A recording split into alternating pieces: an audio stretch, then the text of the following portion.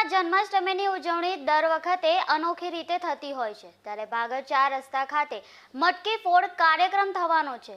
દર વર્ષની જેમ આ વર્ષે પણ શ્રી કૃષ્ણ જન્માષ્ટમી નિમિત્તે સાંજે 4 કલાકે ભાગળ 4 રસ્તા ખાતે મટકી ફોડનો કાર્યક્રમ રાખવામાં આવ્યો છે।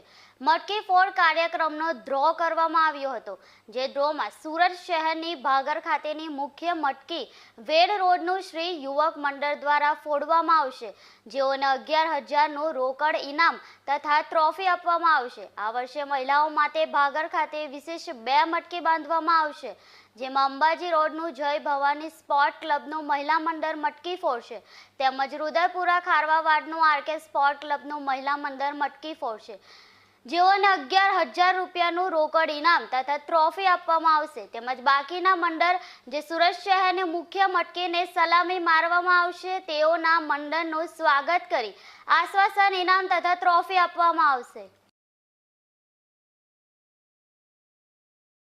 એટલે આ વર્ષે એક ભાગળ ખાતે મટકી ફોડ કાર્યક્રમ છે અને બીજું લિંબાયત ખાતે મટકી ફોડ કાર્યક્રમ છે। જિગ્નેશભાઈ અને જે આપણા પત્રકાર મિત્રોએ વાત કર્યા પ્રમાણે કે બીજી જગ્યાએ મટકીનો કાર્યક્રમ કેમ નથી, તો આ વર્ષે જિગ્નેશભાઈ અમને કહ્યું કે ગણેશભાઈ એક આપણે અડાજણમાં પણ મટકી બાંધીએ, પરંતુ અમે આ વર્ષે મુલતવી રાખ્યું છે કે આ વર્ષે રવા દો, આપણે આ વર્ષે 2 જગ્યાએ કાર્યક્રમ કરીએ, પછી આવતા વર્ષે આપણે અડાજણ ખાતે પણ કાર્યક્રમ કરીશું। કેમ કે જેમ અડાજણમાં કાર્યક્રમ કરીશું તો વેડ દરવાજાલા પણ કહેશે કે અમારે ત્યાં પણ મટકી બાંધો, કે આપણા જે ગોવિંદાઓ છે એ અલગ અલગ વિસ્તારમાંથી આવતા હોય છે।